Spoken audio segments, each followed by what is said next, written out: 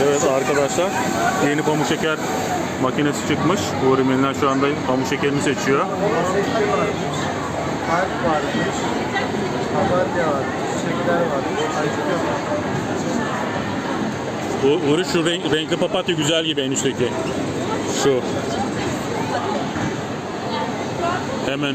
Hemen öde, evet. Banknot. Uğur şöyle yanında dur, yapılışına bakalım.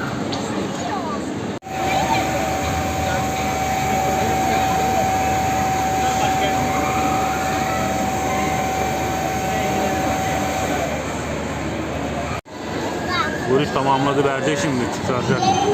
Yukarıya bak orada. o da beğenecek.